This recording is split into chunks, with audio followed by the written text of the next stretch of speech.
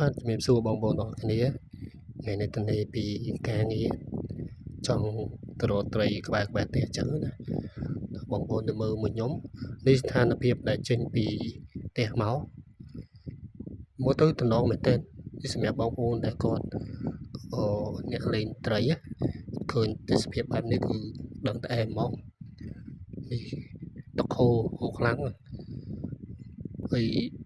មើលទៅតំណងខ្ញុំក៏រៀបចំគាត់ថាសាក់លេងឆ្លាំងអញ្ចឹងណា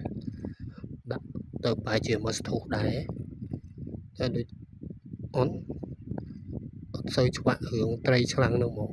ហើយមានស្ទួយវត្តដែរអញ្ចឹងដូរទីតាំងម្ដងមកពោះនឹងតិចមកខ្ញុំនិយាយនុយចាប់ដើមនិយាយនុយជាមួយនឹងដងវត្តធម្មតានេះរបៀបលេងនុយរបស់ខ្ញុំអញ្ចឹងម្ដងខ្ញុំលាយតែវិធីបែបហ្នឹងទេហើយចាក់បន្ថែមទៀតអញ្ចឹងហើយខ្យល់ល្វិចប៉ុន្តែវាក្តៅ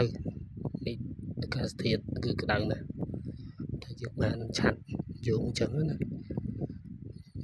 បងប្អូនមើលតាមហ្នឹងទៅអានេះរបៀបលាយរបស់ខ្ញុំដែលខ្ញុំធ្លាប់លេងបានអញ្ចឹងដាក់សតទឹកលីយកឲ្យត្រីទៀតណាហើយបន្តមកក៏ខ្ញុំច្បាច់វាលួចវាឲ្យវាស្អិតល្មុតចូលគ្នាអាហ្នឹងมันវាដាក់ទៅវាអត់រលាយអញ្ចឹងណា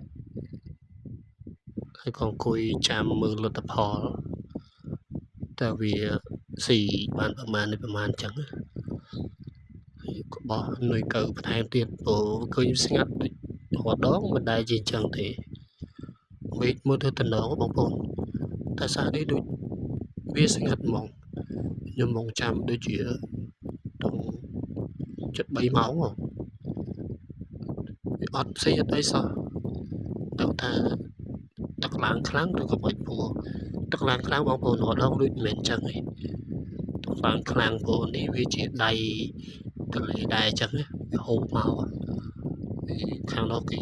ត្រាក់បងប្អូនឃើញតាមវីដេអូនោះត្រាក់គេបន្ទប់ខ្លាចវាបាក់ទំនុកអញ្ចឹងណាខ្ញុំក៏ចាប់ដើមដាក់ខ្សែទៀតខ្ញុំមិនអត់ចិត្តទេដាក់វាតែទៀតថៃវាស៊ីដែរតែវាស៊ីយើងវត្តបានអញ្ចឹងរបៀបថៃច្បាថៃទូចអញ្ចឹងណាចាំលើកដាក់ទៅវិញទៅមក2 3ដងអញ្ចឹងទៅបន្តមកគណៈស្រួលអត់ទេ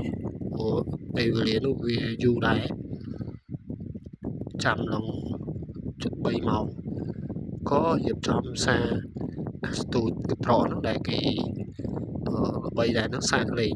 តែវាអត់បានអានឹងទៀតក៏ឬទុកដាក់ថែមម្ដងទៀតលេងទៀតតែក៏អត់ស៊ីទៀតចឹងគាត់ថាទៅដល់អត់ទេប៉ុន្តែក្នុងចិត្តនៅតែស៊ូសិនព្រោះខ្ញុំស៊ូត្រីខ្ញុំជាយាមខ្ញុំស៊ូដើម្បីចង់ដឹងថាយើងស៊ូប៉ុណ្ណឹងជាមួយអស់ការធ្វើ2 3ម៉ោងចាំមើលវាស៊ីអត់អញ្ចឹងណាចុះក្រោយអត់តរ៉ែ